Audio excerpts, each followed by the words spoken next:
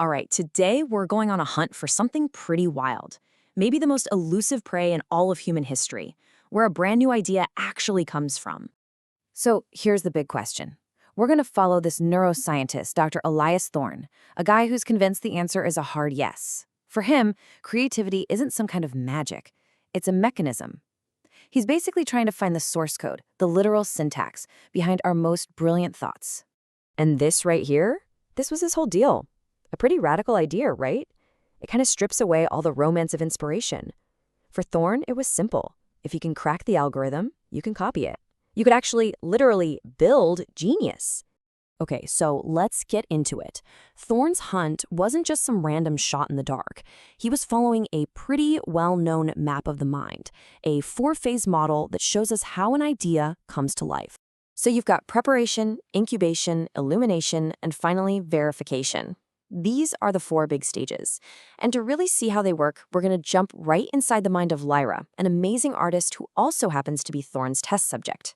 So Thorne plugs into Lyra's mind, and wow, the first thing he sees is like an infinite library just exploding in slow motion. But this isn't just random noise, this is the start of everything.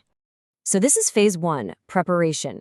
This is where the mind is just gobbling up raw material, memories, feelings, facts, anything and everything. But what's really key here is that it's not just passively collecting stuff. It's actively hunting, and it's throwing out the boring, cliché connections. It's looking for something fresh. And then everything just shifts.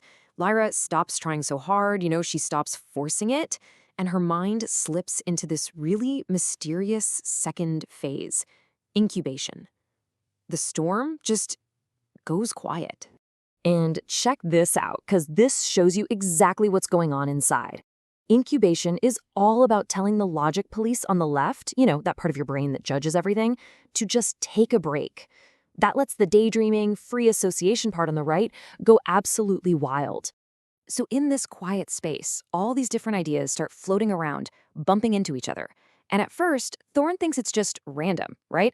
Like a giant slot machine, just pulling the lever over and over, hoping for a jackpot. But he's missing something, a really, really important invisible force.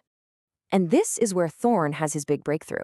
He realizes, wait a minute, this isn't random at all. There's something else going on here, like a hidden director, a ghost in the machine that's pulling the strings. It hits him. Every single memory, every little concept floating around in there is soaked in some kind of feeling. And that emotion, well, it acts like gravity. It's pulling very specific ideas together, the ones that feel the same, while all the others just float on by. And this is the core idea, the real game changer, emotional resonance. It's the secret sauce. It's the why behind the connection. It's what filters all that chaos and makes sure the idea that pops out isn't just novel, but that it's meaningful, that it actually matters. Okay, so with that emotional gravity doing its work, suddenly the brain activity just goes through the roof. You see this massive spike. The data is practically screaming that a connection is about to happen. The pieces are in place, and they're about to slam together. And here it is. This is that moment of fusion. It's this incredible collision of three ideas that have nothing in common logically, but they feel the same. This is the illumination phase. Okay, so first up, you have the idea of rusted steel. Think about it. It's an idea tied to loss, to decay, but also to strength and endurance, right? It's a feeling you can almost touch.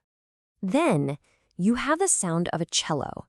It's this deep, kind of mournful sound, right?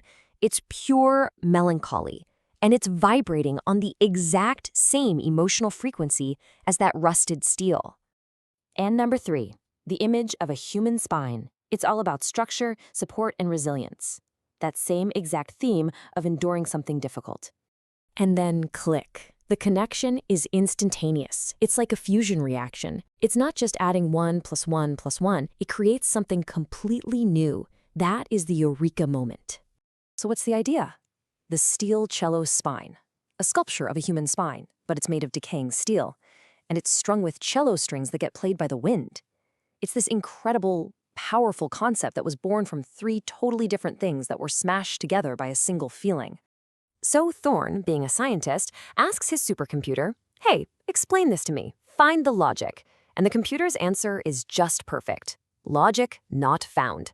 It says the connection was based on metaphorical resonance. In other words, it wasn't about logic, it was about meaning. But of course, the eureka moment, that's the easy part. Now the real work begins. This is phase 4, verification. The high fades and that logical part of the brain comes back online to chisel away at the idea, to find its flaws and to turn that flash of inspiration into actual, perspiration. So you see, Thurn basically did it. He had the map, he understood the chemistry, the timing, he had the entire mechanical blueprint for creativity. But right then he realized the most important ingredient of all. You just can't code it. And his conclusion was profound. Yeah, you can build a machine that can combine ideas, that can follow these 4 steps perfectly. But you can't program it to feel. You can't program the human experiences, the grief, the joy, the struggle, that give all those combinations their meaning. You can't program the gravity. So what's the big takeaway for you? It's that the raw materials for your best ideas, they aren't just in what you know, they're in what you felt. Real creativity isn't just about connecting the dots. It's about connecting the dots that truly, deeply matter to you. It's about finding those ghosts from your own experience that are just waiting for a chance to speak. Please like and subscribe.